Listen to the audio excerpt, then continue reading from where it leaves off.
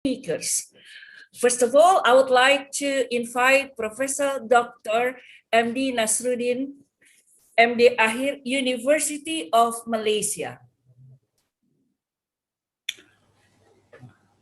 Can you hear me, Ibu Nora? Yeah, yes, Prof. Okay, thank you very much, Ibu Nora, as well as Bapak Meza. Ya. Assalamualaikum and good morning. Waalaikumsalam warahmatullahi wabarakatuh. And it is an extraordinary honor for me to receive the invitation by ASJI to participate in this symposium today.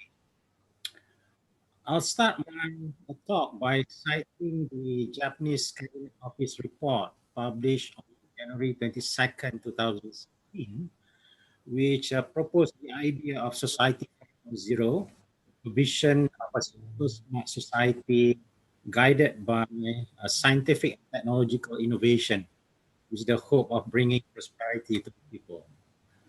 The so-called Society 5.0 refers to the fifth society created by transformation led by scientific and technological innovations after the previous four societies that we are all aware of. Since the new millennium that propelled technological advancement, the world has changed rapidly. Our society is undergoing a tremendous life change that has never been experienced before due to the explosion and fast growing of artificial intelligence technology, Internet of Things, big data, computing, etc. And many governments in the world have invested heavily in policy measures to promote the transition to become a super smart society beyond information-based society. It is apparent that the future is with artificial intelligence, and this period reminds me the sudden change we all had to encounter in early 1990s when the internet boom began, which sparked debates about the good and bad effects of internet, given that in addition to many good things, the internet could also be used for negative purposes. With such a rapid technological boom affecting our life today, my speech will premise on the prerequisite for incorporating values in our society. The question remains, where exactly are we heading as a society? As Society 5.0 is the evolvement of moving towards a society where everyone is able to enjoy the benefits of new digital technologies, I'm still of the opinion that such a connected society with all those unimaginable super fast technologies should not be devoid of positive values. Even according to a policy paper presented by the Japanese government to the United Nations Conference on Trade and Development in 2019, observed we should construct a society in which we overly depend on artificial intelligence, nor should artificial intelligence be used to control human behavior by pursuing efficiency and convenience too much. We need to construct a society in which human dignity is respected. Artificial intelligence is portrayed as a human network through social media and big data generation, which is integrated with the latest missions, so that a mission is capable of communicating with each other.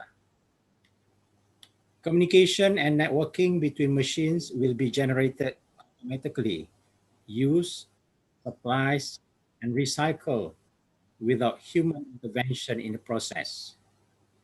AI only looks at one lens alone, which is human dependence on intelligent technology dominated by artificial intelligence that is likely to cause rapid changes to physical life. However, universal human life does not depend solely on physical life and the need for the use of intelligent technology alone. The application of human values is essential in a world faced with the challenges of rapid technological advancement, seems to be determinants of economic competitiveness and social development.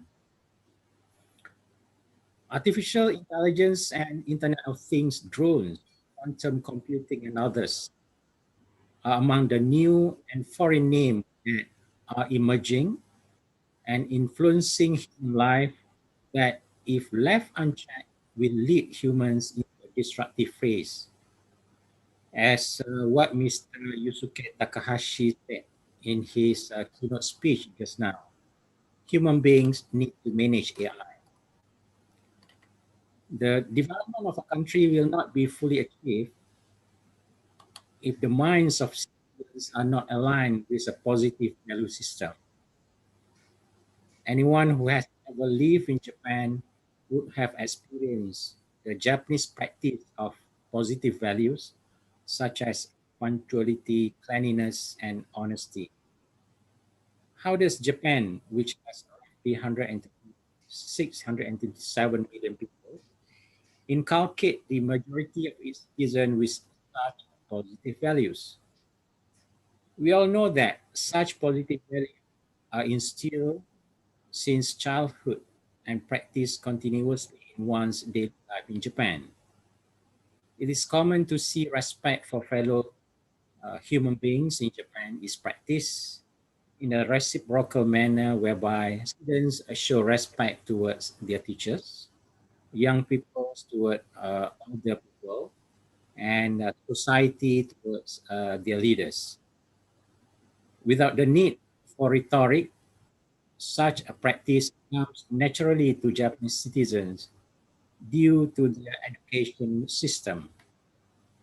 And positive values embedded are not constructed as rhetorical slogans, but it is a way of life in Japan. In the Japanese education system, values are instilled in students as early as preschool, while knowledge and skills are introduced later, right after students are nurtured with positive values. Such life experiences have developed into a value system that shapes the order of Japanese society. The result is Japan, which is viewed as a clean, safe, and prosperous country.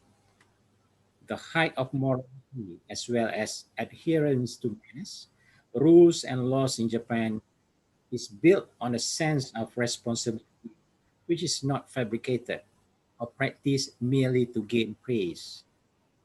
And the average Japanese will feel ashamed to commit any offense and will feel even more ashamed if a sentence is imposed. Regrettably, in Malaysia, we neglect the aspect of positive values in education, emphasizing more on knowledge and skills at every level of education. And even though students are taught civics lesson, for example, in school, the rote learning in schools hardly translates to practicing values in daily life. Many scholars acknowledge that knowledge acquired in school and even university has lost its spirits of life. For example, why are most societies riddled with corruption and pollution? Some will argue we are less successful in educating students and the community, and thus blame the education system because that is where knowledge is digested and developed in human beings. Over the past few decades in higher education, there has been pressure for various parties, especially from the industry, to revamp the syllabus. Some educators in Malaysia are agitated as such calls stays from the main goal of producing graduates who excel in all aspects, including positive values. The perception is that the basic purpose of schools and universities has no direction, and that is that it has become chaotic and fibrous. I strongly believe that we seriously need to focus back on humanistic learning in society. And Malaysia views education as the main asset in national building, and this is in line with other developed countries. Yet, the rapid pace of technological advancement affect various sectors, and one of the reasons is the imbalance in nurturing society the right way. As a result, the notion of what constitutes education has become debatable. It seems that the existing education system has failed molding good values as corruption, low discipline, and morale among youth are still prevalent in many countries. In most cases, even if values are taught, it is nowhere near as impressive as the education system in Japan or Switzerland, which have been successful in inculcating constructive values in their citizens. Therefore, countries must address the importance of creating a value-based society that molds a nation which has a high level of integrity and attitude of trust in carrying out responsibilities and duties. We don't want an economic individual who is greedy, materialistic, and selfish in gaining wealth by sidestepping the importance of values in their life. Therefore, the need to overhaul the school curriculum as part of efforts to build exemplary students and create a value-based society is a must. Universities must be a role model in education and contribute to nations' development. We need to produce graduates who are knowledgeable and equipped with noble morals and values. There is no point in university rankings if we manipulate value for a particular interest, such as paying a certain amount of fee to publish, for example, an ISI publication, or putting names in a predatory. Prior to this, ranking was never considered an important component of education. And I believe ranking, rating, and recognition of universities will come naturally if effort made by the university are not artificial. At the same time, internationalization is defined in such a way that it leads to an increase in the number of international students in the market so that universities around the world can compete for the same market. And survival of an institution depends on this as one of a symbol of success. Interestingly, the ranking system was introduced as a framework of the survival game that now blinds many universities around the world. And we should not be swayed by rating agencies that have implicit agendas that result in education being over commercialized to the point of dismissing the question of values. Universities seem to be focusing too much on improving its position in international rankings, whose academic value is questionable. The rise of international name globally seems to be the absolute target instead of providing a practical and humanistic education. In the hustle and bustle of chasing this ranking, academics are getting busier because the quantity of time has not changed. Instead, the workload has increased because less priority is given to teaching and time is very limited. The quantity of teaching has suffered tremendously. In fact, postgraduate students are now also required to write in in-text journal as a partial conditions of graduation. This has resulted in publication in predatory journals with the purpose of improving in the institutional ranking. So in conclusion, it seems that market-driven education as at the root of various crises in society, including crime and corruption.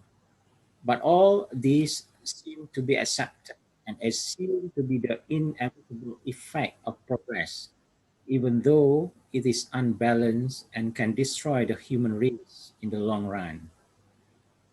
We are using appropriate benchmark to determine human nature and the welfare of the society. Therefore, there is certainly an immediate impact on human life, and at the same time, the environment is also undergoing changes that are increasingly alarming, caused by human activities. All of this makes us realize that the causes of frequent disasters, such as natural disasters, have to do with the exploration of science and technology without the guidance and values in humanity. We are still needs to emphasize positive values in human to deal with the rapid and fast development of artificial intelligence.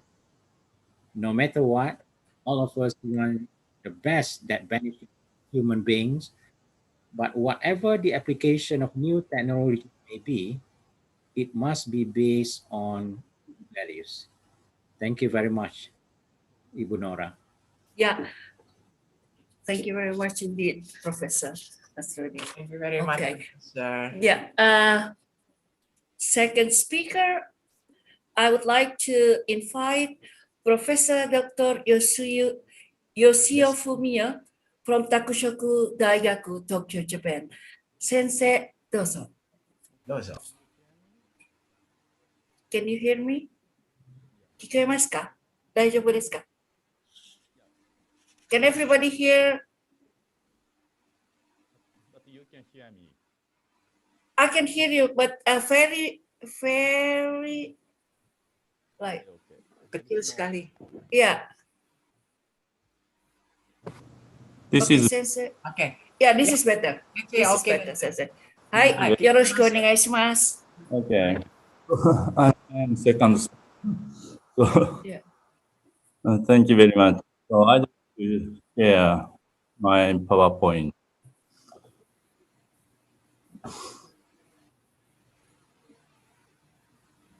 My topic is digitalization from industrialization to digitalization.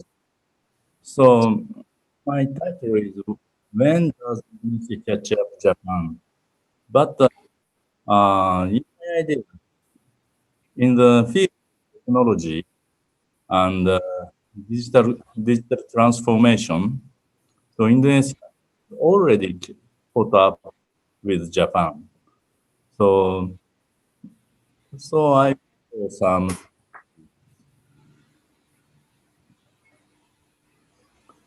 society 5.0, the end of digitalization, open age of digitalization.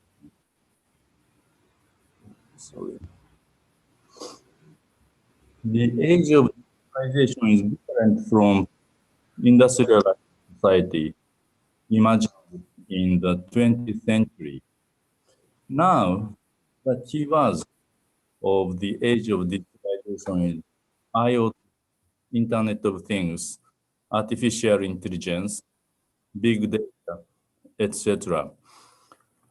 But unfortunately, Japan failed to transform from monozukuri to kotozukuri. Monozukuri is creation of, kotozukuri is creation of events that is symbolized manufacturing to information.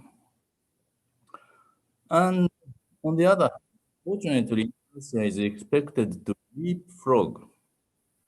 It is leapfrogging is traditionally called advantage of backwardness. So Indonesian economy is very light.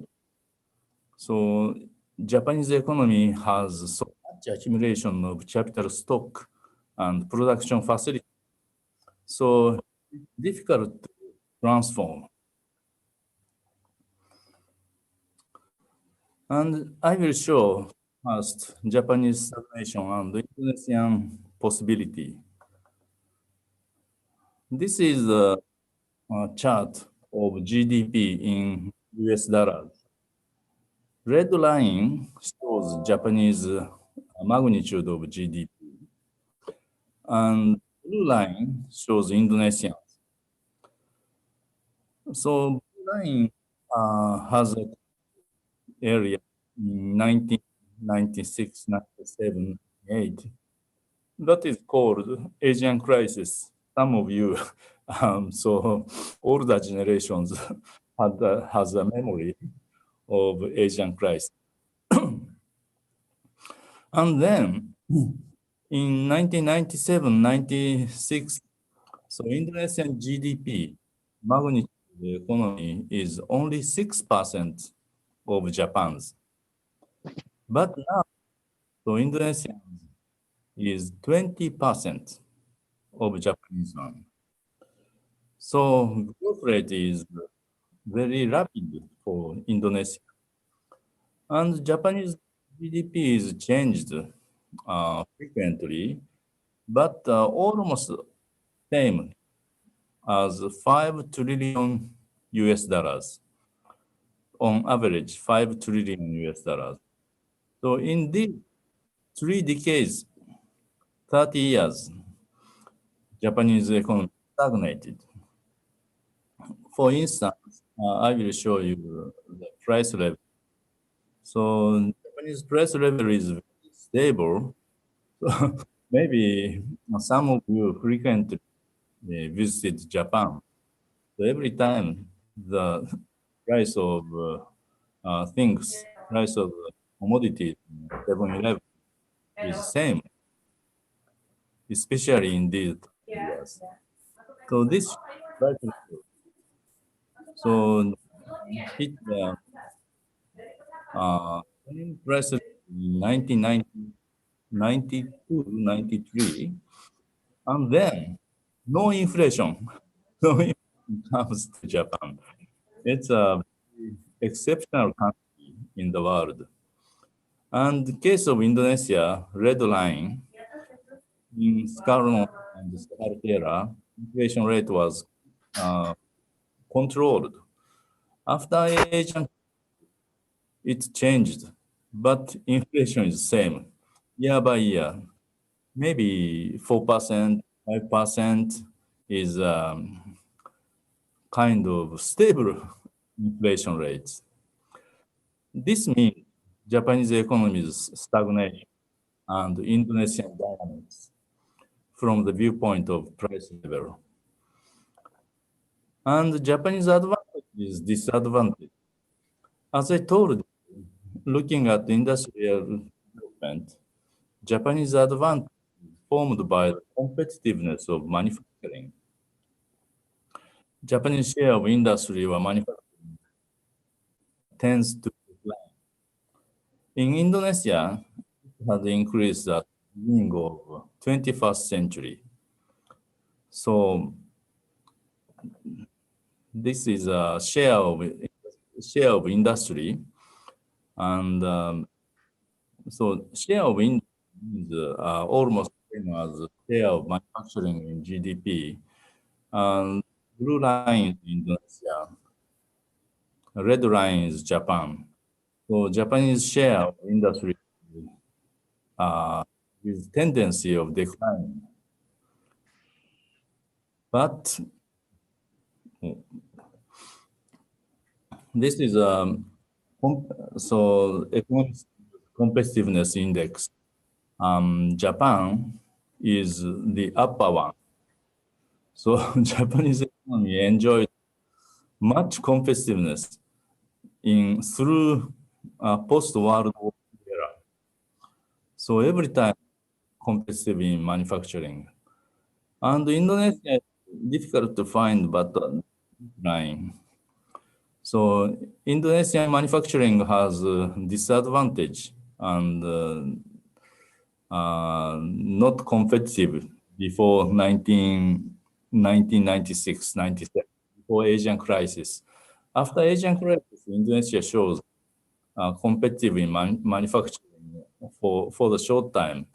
But after that, come back to disadvantage in manufacturing. So this means Japanese economy is industrialized economy, but not good at in digital service, internet, and AI. And so someone talk about robot, industrial robot. But industrial robot means manufacturing. It's not directly served to the human. So, as a conclusion, I will show two more tables of Indonesian advantage. This is a little difficult to explain bank account. So, percentage of bank account using by digital device, for instance, mobile. So the right hand account holders per total population. This is popularity of bank account itself. For Indonesia, 48.9. This means 48.9% of people opened bank account. In Japan, 90.2. But here, so among bank account holders, so how much percent are using for payment and settlement, clearing, check bank, not bank. So in Indonesia, 15.8. In Japan also, a very low, 33.9. This means so many Japanese people has banknote as a notebook, paper notebook. So that maybe 70% of people paper banknote. Bank account book, sorry, account. So in case of bank activity, so our digitalization was stagnant. And this is table B2C commerce. So you see maybe the leftist world rank of e-commerce popularity. Singapore is it's because land area is very small. It's very good to deliver and e-commerce are popular. And Japan 21st and Indonesia here 84. I think so. The the GDP magnitude is only 20%, but e-commerce is popularized in Indonesia thanks to Lazada. Maybe some Gojek also contributed. And the final table is is the unicorns in Asia. So this row is Indonesia, and next Japan. So final number is total. So Indonesia has unicorn companies unlisted, but expectedly prosperous companies. In Indonesia, there are 5 companies, including Gojek and Lazada, and I forgot. And in Japan, 3. So which is expectedly to grow? I say, frankly speaking, honestly speaking, I say Indonesia is has big possibility to grow and develop. But you can see China, leftist hand. They are a prosperous company, 122. It's so mega market and so economic giant. So we cannot compare with China. But Indonesia is much more prosperous in the future. So this is my brief presentation. Thank you very much. ありがとうございます、教授。吉田教授、ありがとうございます。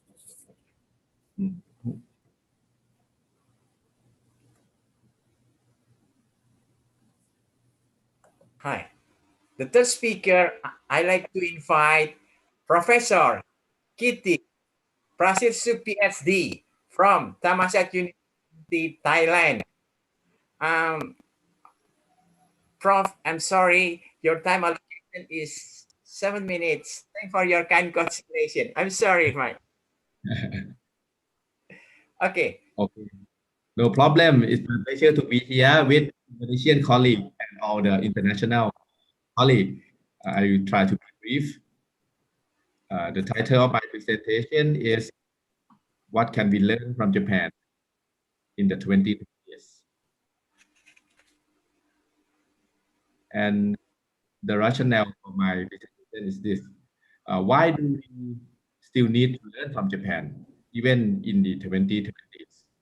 I think unlike the 1980s, although Japan is not at its prime or economic supremacy, but Japan has been the foreigner in Asia in terms of economic, political, and socio-cultural development.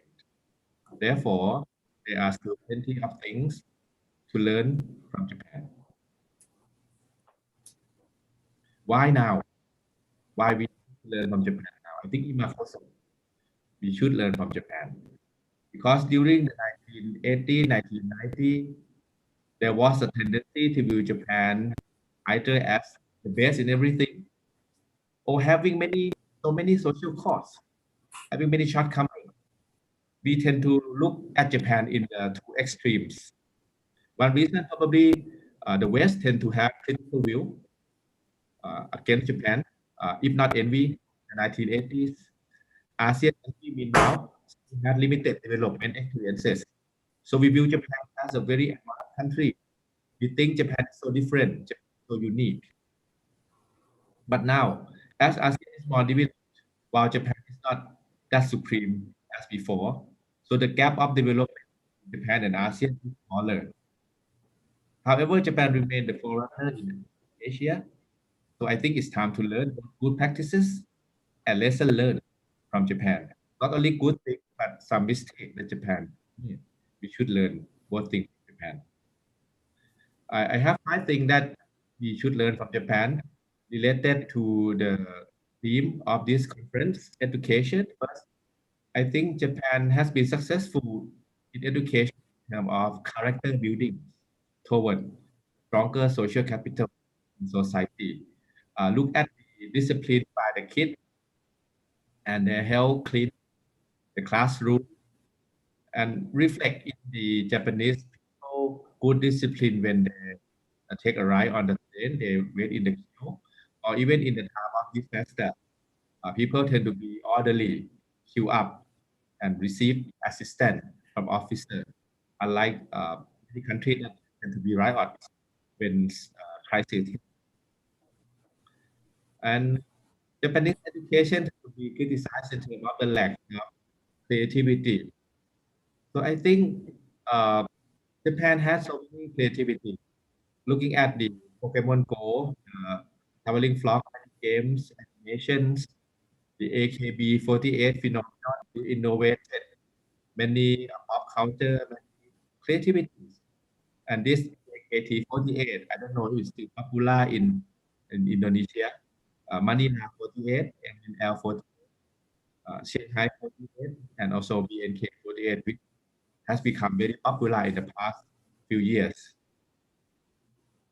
And the influences of Japan, the creativity of Japan also permitted country, less developed country like Laos, Vietnam, they still subscribe to Japanese creativity, Japanese pop culture in terms of cosplay, otaku. Secondly, pattern of middle class consumption. Japan has been a runner in terms of consumption, middle class, This would be beneficial for ASEAN countries that we can target the growth sector and find opportunity. Japan has been a middle class country since the post-war period, the end of the World War II, not long, and pattern of consumption we see from Japan. And in ASEAN, the population, middle class population, is increasing very fast. It would be 470 million in 2020. And this kind of consumption would be predictable in ASEAN countries. Third, aging society. So here it is very important. As many countries in ASEAN are increasingly aging. Singapore, Thailand, Indonesia, not much, but you will have that kind of phenomenon not long from now. So I think ASEAN should learn from Japan. Japan has been a super aging society, and Japan has experiences in terms of arrangements, equipments, how to arrange the system to take care of the elderly, and how to incorporate the elderly to come back to work. That would be a good learning from Japan. And fourth, social phenomenon problems. I think as an advanced economy, advanced society, Japan has faced a number of social phenomenon and social problems. For example, social phenomenon of non-marriage now is happening in many ASEAN countries. Thailand, many of my colleagues are not married. Many of my friends, and phenomenon is increasing in many ASEAN countries. This is the rate of non-marriage male and female in Japan. On this side, you can see that the number is increasing in many ASEAN countries for non-marriage. That also linked to the low birth rate, and also the aging society as well. And bullying, school bullying, this has been problems, increasing problem in several countries, including in Thailand. Although the bullying character is different based on the some cultural elements involved, but I think we cannot deny that this problem is increasing. The youth, the problem with the youth, although the type of bullying may be not similar to Japan, not alike Japan, but the phenomenon, the problem is increasing. And juvenile delinquency is also increasing in countries that develop more, like Thailand, I believe Indonesia, Malaysia, they also have this kind of problem as well. And fifth, consolidated democracy. I think this Japan can provide some lesson learned for ASEAN country as well, as the democratization has been going on, although it got a setback in several years. But I think we can look at Japan as a model, how Japan has become a vibrant democracy, stable democracy. You see the parliamentary process. The prime minister himself came to the parliament and discussed vibrantly with the parliamentarians. That is very fantastic. And I think Japan has been quite successful in terms of social democracy in terms of redistribution of income, redistributive policy. Particularly during 1970s, 1980s, although with the capitalism, the globalization, we have seen inequality gap in Japan nowadays, but still we should look at how Japan came to this point, came to the more even middle class society, the nature of social democracy in Japan, democracy that not always capitalism, democracy that has some socialist element that provide some benefits for less privileged populations. I think we can learn from Japan how they develop their countryside, how they redistribute budget to rebuild the countryside. By conclusions, I think Japan has been the forerunner in media, so which can provide good practices and lessons learned to ASEAN countries which are now developing. And given Japan's past record and willingness to help ASEAN, I think a good partnership between Japan and ASEAN can be even strengthened in this decade and the next decade. Okay, thank you so much for your attention. ขอบคุณครับ Professor Kitty.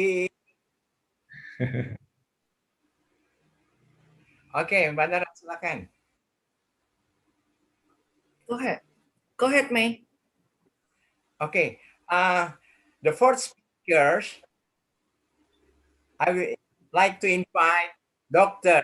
Rahajang Pulung Sari Hadi, Magister Humaniora from University of Indonesia. Thank you. Silakan. Okay, thank you very much. Yeah. Okay, thank you very much. Good afternoon, everybody. Yeah. I hope is my voice okay? Can hear it clearly? Yeah. Okay. Thank you very much for opportunity. So I'm maybe the only one from my background is from studies program from Japanese. So I'm going to share about knowledge about the dynamics of education reform, post-cultural and China. So I will talk about why China is successful, from the background. So the dynamics of education reform, post-cultural revolution in China, we can start from, okay. So the background, in recent years, China has made great achievements in its development. From a society that can only provide the basic need, they are now walking in a path that is going to lead them to a better and prosperous life. China's development in various fields also includes the field of education. China's development in education is separated from its history. In the era of dynasty, you can see that it's very clear that China had a tradition of respecting teachers and education. Confucius, the philosopher who lived during the time, has provided an important basis for harmonious life. So he is also known as a great educator. So the respect for teachers and education has been something rooted in Chinese culture. So this, so if you look at the historical roots of tradition, it is not surprising that the Chinese people have an awareness of the importance of learning. For them, having education is the main thing to success. So, and then if you look to the historical roots of these traditions, we have to see the Cultural Revolution. We start with the Cultural Revolution. In 1996 until 1976, there was a period that called Cultural Revolution in China, which was initiated by the Chinese leader Mao Zedong. This program basically engineered the socialist transformation of Chinese society. So one aspect that affected the Cultural Revolution is Chinese educational system. Why? Because the Cultural Revolution aimed to reinforce the purity of the party, prevent the growth of capitalism, and strengthen the ideology of socialism, the Chinese Communist Party. At the time, why it related with education? Because at that time, students were assigned as red guards or Hongwei, who had the task of destroying traces of traditional culture. They are asked to destroy old ideologies, four ideologies, ideologies, old thoughts, old habits, and old custom. So all the students have to be red guards, and university students, they have to go down to the village and, to learning about agricultural in rural area. So all university, especially in urban area, practically closed or inactive. Finally, this 10 years period ended in 1976, along with the death of Mao Zedong. After experiencing a period of stagnation of education, students finally returned to school after the Cultural Revolution. During Cultural Revolution, education was seriously disrupted and education was seriously suspended. So this background maybe already has passed like 40 or 50 years ago, but it's actually a reason why the young Chinese generation at that time so eager to study at school again in the era of reform and openness. So I explain this because in 1978, 2 years after Cultural Revolution ended, they started the 改革开放. What is 改革开放? 改革开放 is a reform and open up to the world. According to Li Lanqing, the former Chinese vice president, the reason of reformation is one, according to Marxism dialectics, everything develops and changes. China's economy is a fundamental transition from central planning socialist market to the globalization and for nowadays. The old economy, science, and technology can no longer keep pace with the progress today. So that's why they have the reformation. So I will tell you very fast what is the problem at that time. The problem at that time is three things. The teachers' salary is so low, they don't have any housing, and the fund, they don't have any fund for education. So that's why they started with the Project Hope, Project Mansion, and Project Hope. Project Mansion is like they're providing more housing, turning the dormitory style of living for teacher to the apartment style.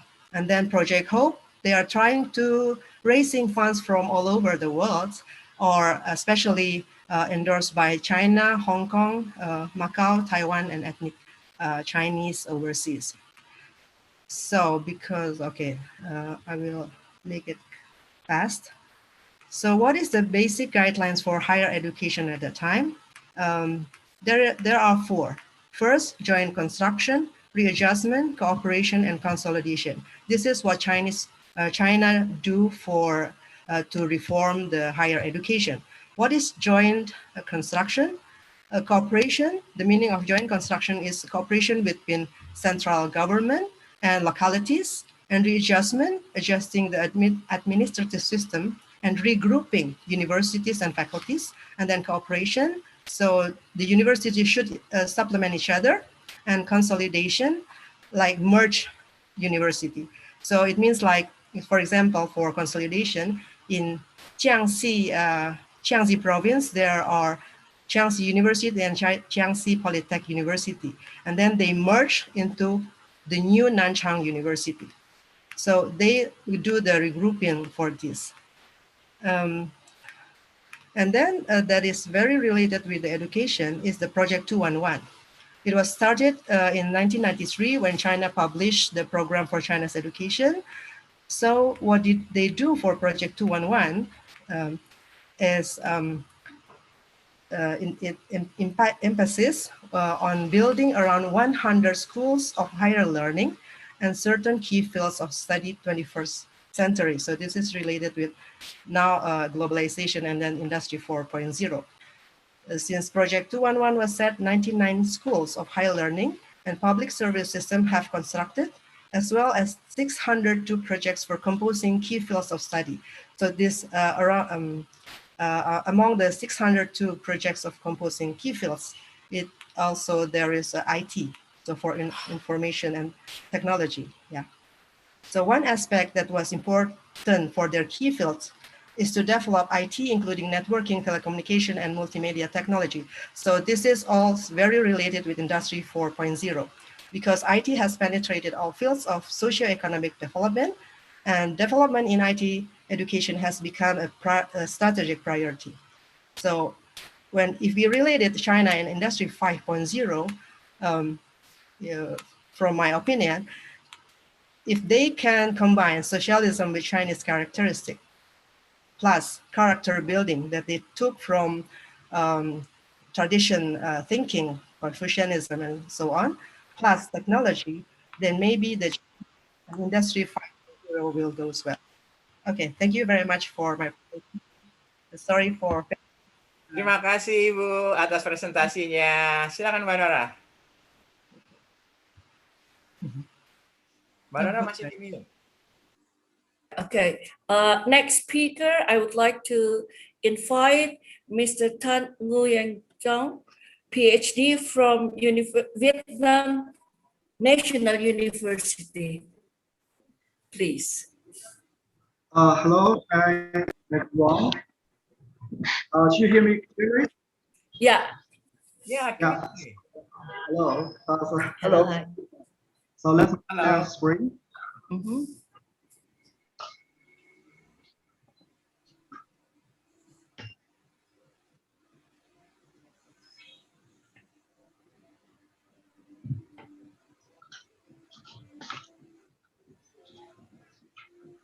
Right. So my presentation today is about the educational reform with the model of society 5.0. So what can we learn from the model from Japanese society? How we can apply it in Vietnam in our educational system. So my point of view is I'm studying about soft power, so how the country, the nation can shape the reference to the other. And could the model of society 5.0 from Japan could be applicable system and model for the other country, we say Vietnam here. So what could be the opportunity and challenges for Vietnam when we learn from Japan? So let's go back a little bit from the history of Vietnam in the educational reform. From beginning century, we had the contact with the French colonization, and before that, our system was shaped by the Confucius system, which is our tradition. So in beginnings of 20th century, with the domination by the French government, the French people have a policy which is called civilization in education. So the French people try to transform the Vietnamese education in a Western style. So there was a conflict between the two traditions. The one is the Confucius tradition, which apply in Vietnam for centuries, and the other is the Western tradition, which was totally new in Vietnamese society. So somehow, for Vietnamese people in beginnings of 20th century, we were shocked by the changing. So at this period, there were the nationalists who looked for the change to escape the French domination. So we look forward, we look to our neighbor, which were China, Japan. And at the time, Japan was one of the most successful countries who could escape the domination by the Western countries. So we have a look at the model by the Japanese society. At the time, Japan had a movement which was called Rengenku, which means learning the West. So with what a very successful movement that transformed Japanese society into the modern society by learning from different models of the West in education. So at this period, Japanese society was considering about French models, German model, American model, British model, and they chose the best to transform the society. So that's what the great lesson for Vietnamese people, mostly the nationalists at the period, to reconsider about our society. So we have a movement which is called the Tonkin Free School. In Vietnamese, Tonkin Nghĩa Thuật. It was a beginnings of the 20th century. Since 1907, was led by Lưu Văn Cang and some nationalists like Phan Bội Châu and Phan Chu Trinh. So we sent around 10 students to Japan to learn the model by Japanese people, how to transform society in the Western style. So we can call this a shock of the first contact of Vietnamese people in learning from Japan. And the method was learning the West from the East. That means we would like to learn the Western culture, which was transformed by Japanese society. So we can see some picture here, which we call the Eastern Study or Dongyu Intellectual Political Movement. So we have Vietnamese students to go to study in Japan from 1905 to 1909.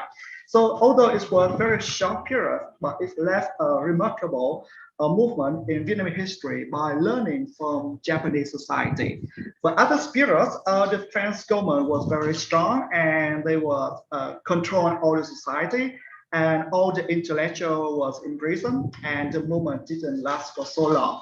So from now, we are moving toward the globalization, and this is a new period of interaction, connection, and all the actor and all the country are equal. So in the first of 21st century, the first year of 21st century. So what can Vietnam learn from the model of Japan? And mostly with the concept of society 5.0. So as we all know, the concept of society 5.0 emerged in 2015 by Japan in the Shattered National Political Initiative. It is about society that's moving toward the very smart, super smart society with the control of people with all the technological transformation. So in the previous lecture by our professor, we have the step toward the society number 1, 2, 3, and 4, 5. So society 5.0 is an extension of industry 5.0, which focus on optimize the participation of robots, AI, and many activities, which minimize human participation. But the core concept of society is how to empower the human labor and building the holy knowledge economy. And everything could be connected with internet. So this is a great transformation and very ambitious social movement from Japan. So what can Vietnam learn from the model of society 5.0 from Japan? So in Vietnam context, somehow we are in between society 3.0 and society 4.0. So Vietnam 5 years ago, 10 years ago, we mentioned a lot about the industrialization and modernization. And for the recent year in our government, we mentioned a lot about the information society and society of knowledge. So this is a really huge effort from the governments as well as society try to push mostly in not only economic society but mostly in education. So since 1990s, Vietnam could consider as we have a very rate increase in economy with annual GDP growth from 5 to 7%, and we have a rapid education growth within the country. So the net enrollment rate in Vietnam has increased to 95% for primary and secondary school. So this is a great effort from our country. But somehow our educational system have a lot of obstacle. So somehow it's a mixture between the modernization and the traditional style. For example, like in the quality, our current textbook are reported to be too theoretical and too abstract. That means we focus so much on teaching, which comes from professor sharing. And for quantity, the students are somehow overloaded with the course and the school hour. So moving to a society 5.0, I mean, focus more on the effort from the student, like the presentation from this morning. So somehow Vietnamese educational system, we need a great effort to transform our system to hands-on training and offer students more flexible system in education system. So this is the great concern in our society.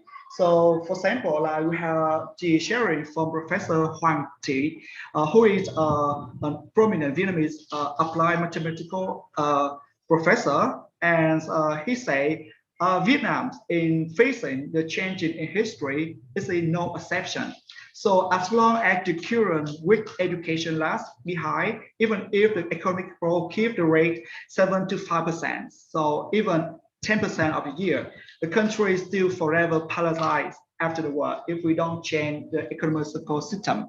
So what can we learn from the Society 5.0 with the model from Japan? So we can say comparing to technical infrastructure, we cannot compare to the system that Japan have for now, but somehow we can study a lot in the spirit that during the presentation of Professor Kitty Prasitus, we can learn a lot from Japan in the way Japanese shape society and the educational system.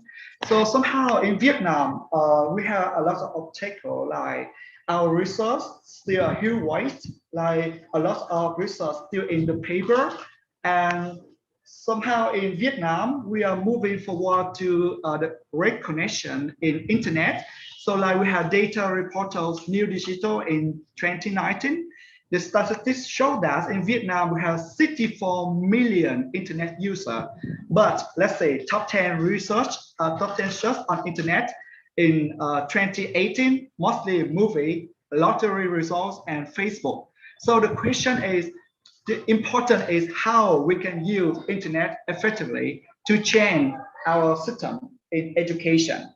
And in Vietnam, somehow we have great differentiation in the qualification between the young people in the urban and rural area.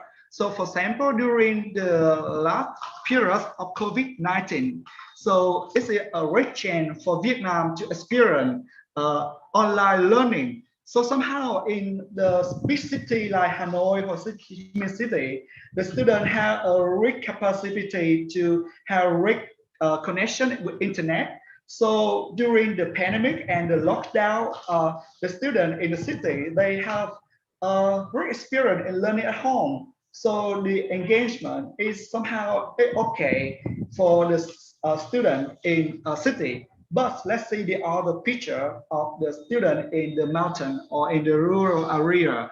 So we're moving forward to Industry 4.0, but somehow the student has so much difficulty in the connection to internet. So this is the reality in Vietnam, and I think somehow in some other countries in ASEAN community member as well. So like in big cities like Bangkok, Jakarta, Singapore, Hanoi, Ho Chi Minh City, somehow the technique is not a big deal, but in the mountain, in the rural area, this is still a big question for our society. So learning about Society 5.0 from Japan, I think somehow it's still a long way for our society. So in Vietnam, let's go back to Vietnam. So moving forward to society is something with a totally new experience for our society. In Vietnam, we are mentioning a lot about society 4.0, but society 5.0 is very new experience for us. So firstly, we need to understand what is society 5.0. How did Japan talk about that? How Japan realized society 5.0. So firstly, in Vietnam, we need to understand society 5.0, what it is. So to apply it, firstly, we need to understand about it. So Vietnam, our position is we are the latecomer. So sometimes we have time to look at the experience from Japan, how Japan realized that. And in Vietnam, I think somehow Vietnam, we are moving slowly but steadily. So we can focus on building the constructive model in our society by focus on human resource and focus on the equal right of people to access to public service, health, and education. And mostly in Vietnam and Japan, we have the connection in workers. So in Vietnam, we have a lot of Vietnamese workers who go to work in Japan. So how to build a bridge is teaching Vietnamese workers about Japan society and learn about Japanese culture. So in the last period, we did have a connection in learning exchange. This is a photo from Meiji student who had an exchange of in Vietnam by Zoom. So I think in the future, Vietnam, we can learn a lot from Japan, but the steps should be careful, slowly but sticky. So this is some idea sharing from Vietnam experience, and so much thank you for your listening. And I hope we can discuss more on this discussion. Thank you.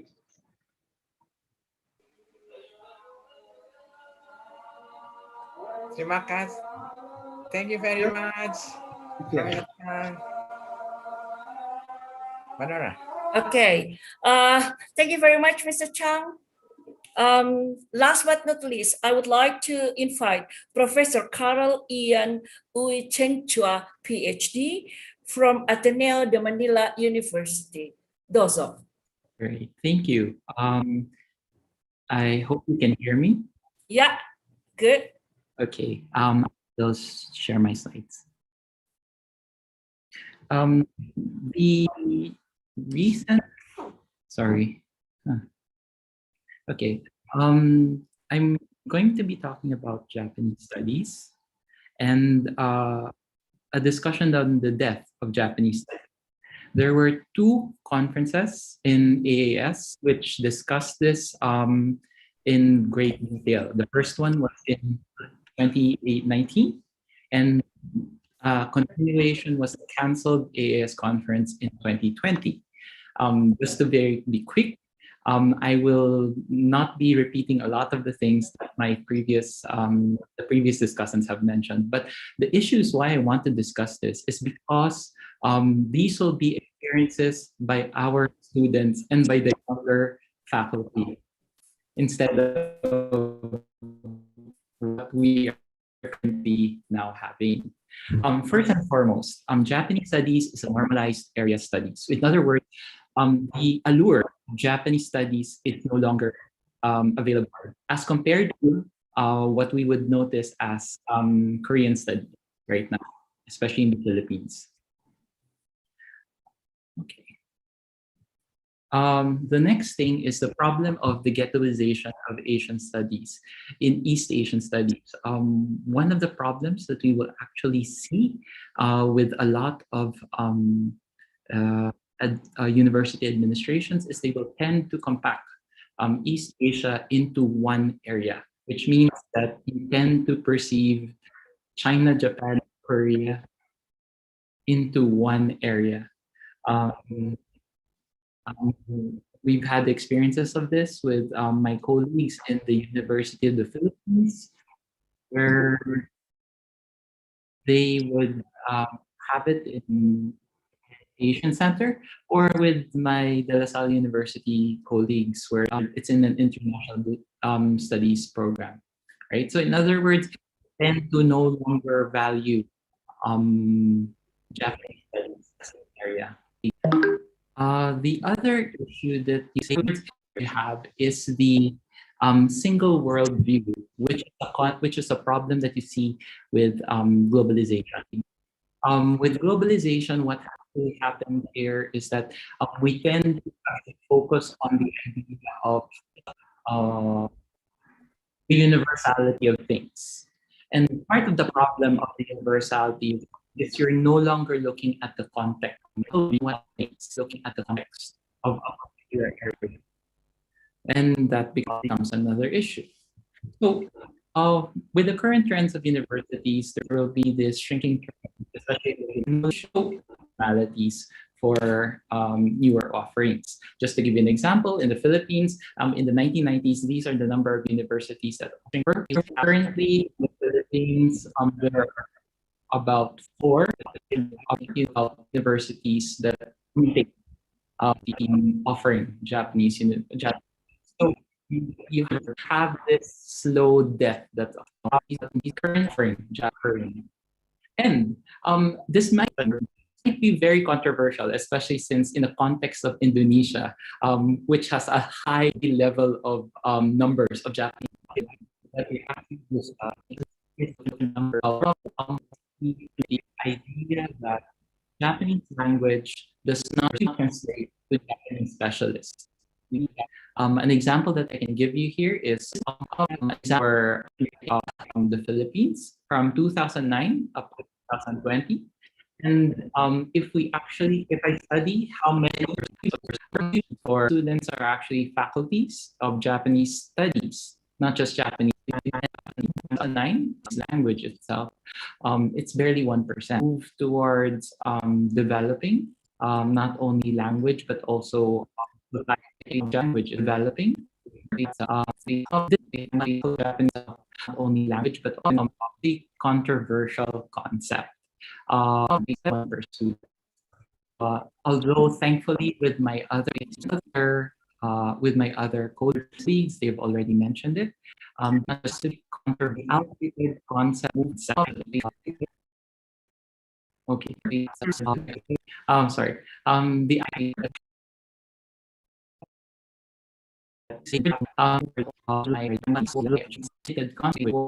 already to looking at Japanese studies. However, we do see that this issue still happens. I mean by either within the space of others. One of the problems that we actually see here is the essentialization or the specialization of Japan, such as the trends that we now see, like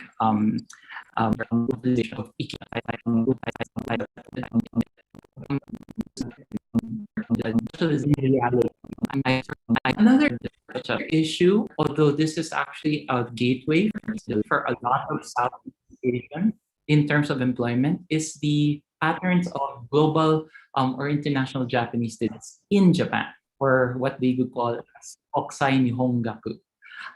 But part of the problem of in global and international Japanese studies is their perception of teaching Japan to Japanese. And what it does is it actually goes back to the issues we have of essentializing Japan and repeating this information to not only our students, but even in our teachers to actually teach this essentialized. Although this is not a common pattern, it is an observable pattern in some programs. I'm not saying that these are the programs that actually, especially for Waseda. Final point here is the idea of gender inequalities. This is not actually a problem in Southeast Asia, given that there are more female educators and scholars as opposed to male scholars, although it becomes a reality in some areas.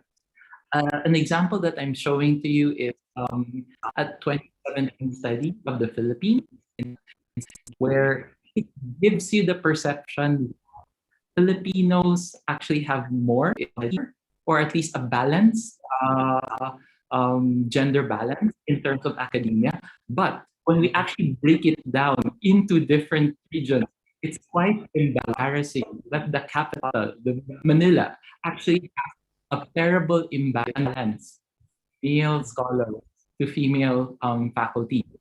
In other words, we have to actually look at this, especially when we're now working with a lot of issues that are currently being presented in the space of Japan. There are so many things that I can say more, but I will leave it to this so that we can have more discussion. Thank you. Thank you, Professor Carl. Beneran speaker belum nyala? Thank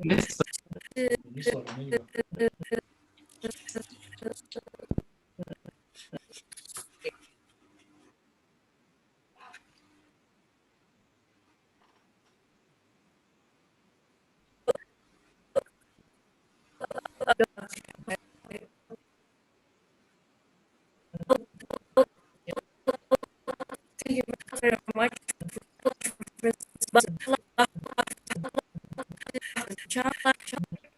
I'm sorry. All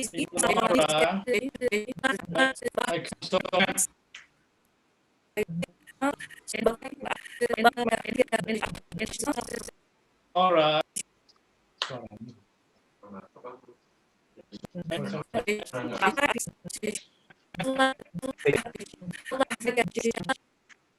All right. Silakan Pak Mati.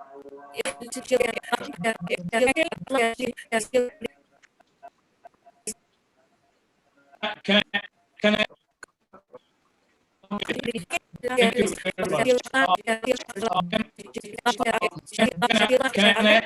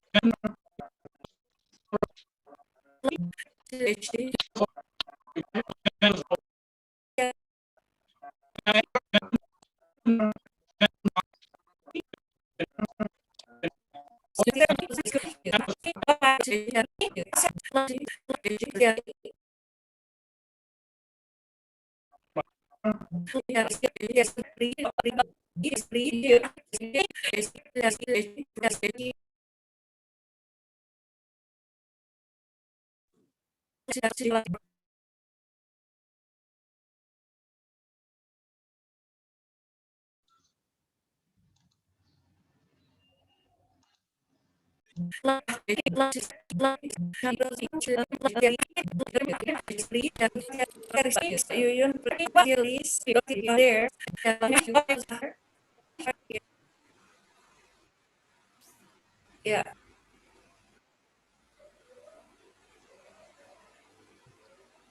Halo Pak Matiar.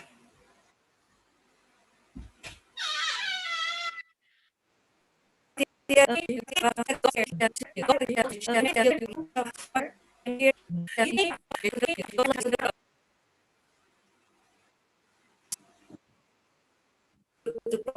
through to Pabah, get through to Pabah, get through to Pabah, Pertanyaannya terlempar. get through to Pabah. Onegai shimasu.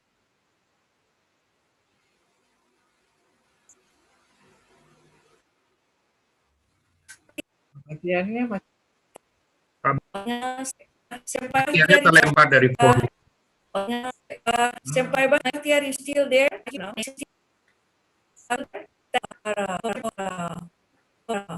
Bisa sekarang bisa beri lagi dicoba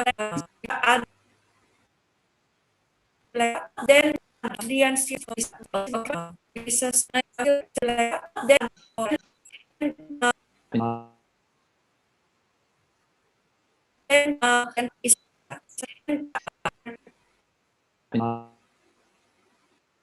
Silakan Pak Mesta tidak bisa terdengar. Pak Mesta Dora tidak bisa terdengar. Is it question from okay.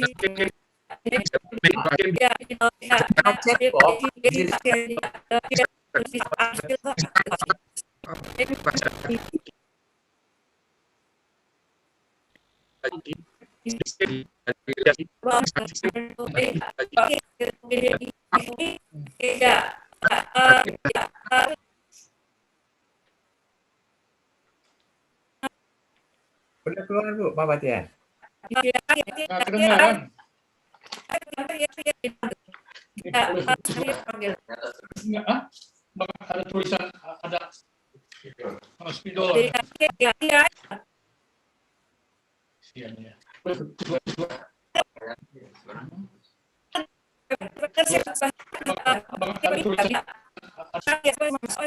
Sampai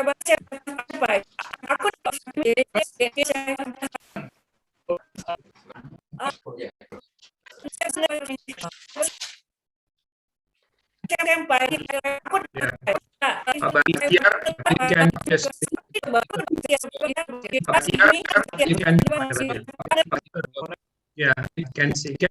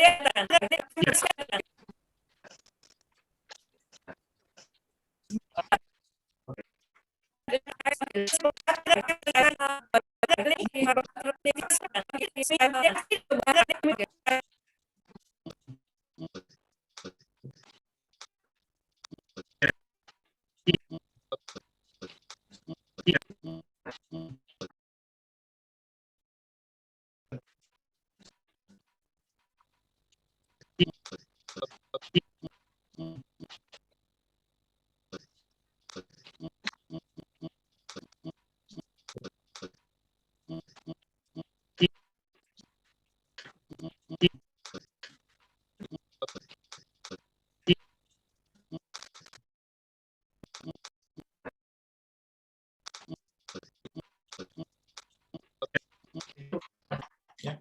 Minta maaf ya, semuanya saya mohon maaf ya.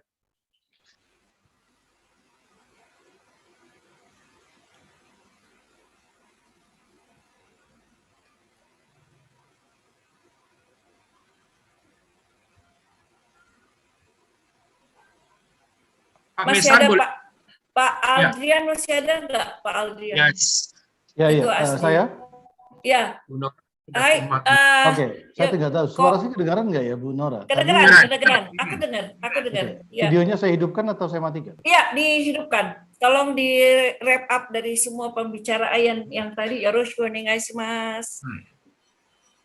Oh, yang tadi ya. Oke, baik. Ya. Yes.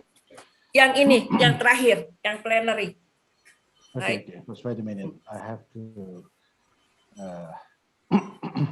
No, you are clear. Yeah, very clear now. All right. Okay. On behalf of Pak Batiar, especially because I'm now a person in charge as the housekeeping to take part of the responsibility that actually is by Professor Batiar. So let me first wrap up the conclusions, not on conclusion, but in the first panel, our panel today, which presented, sorry. Nasarudin. This is Professor Nazarudin and Professor Yoshino Fumio from Japan. And sorry, I have to. Ibu Rahajeng. Yeah, Ibu Rahajeng, Dr. Rahajeng, and sorry, I have no note in front of me. And my colleagues from the Mr. Kang, PhD from Vietnam. All right.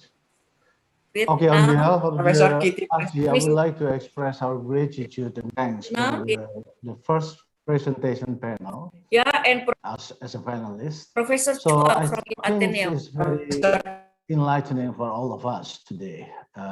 So many perspectives you has delivered and addressed, especially from your perspective on your own country, maybe.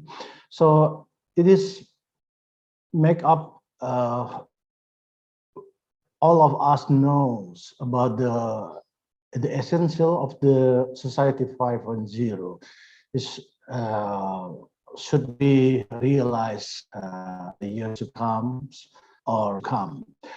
Now, I think we come up the end of the first sessions of our panelists.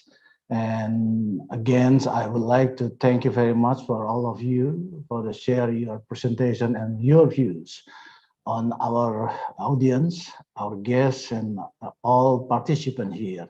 So in this opportunity, I would like to address my sincere apologize because due to some other reasons, we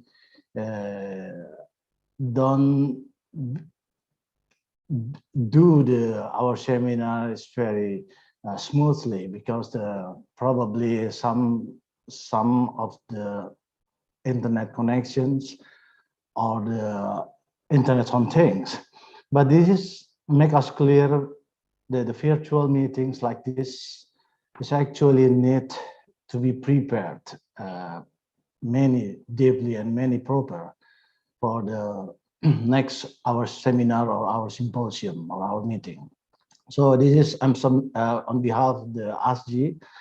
Again, my apologize for all of this uninteresting things, because we eventually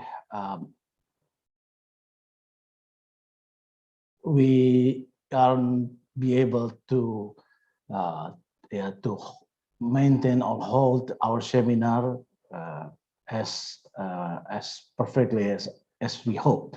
I thank you very much. I think is this my remarks. I have no credential to respond one by one of presentation for our distinguished panelists, but I'm sure that all of materials could be enlightening for all of us, but especially on our topic today, Society 5.0 of Japan. And yes, I think I have stop here. Thank you very much. Sorry, Bunor? Yeah, thank you very much, Pak Julian. On behalf of Dr. Baktir Alam, PhD, we would like to apologize for the very poor connection. So he cannot take any notes or any comment. So very sorry, apologize us for the very poor connection at all. So, ご出席の皆様、本シンポジオムにご参加いただきまして、誠にありがとうございます。また明日8時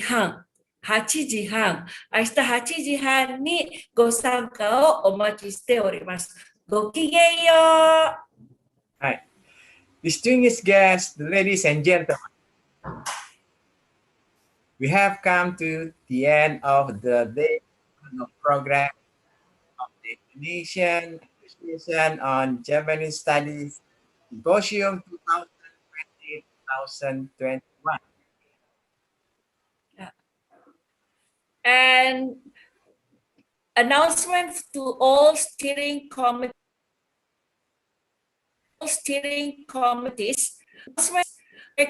out room number 1. And to all steering committees, would you please proceed to 皆様 breakout room 1に移動をお願いします。はい、お願いします。はい、皆さんさようなら。ありがとうございました。誠にありがとうございました。ごきげんよう。はい。ありがとう。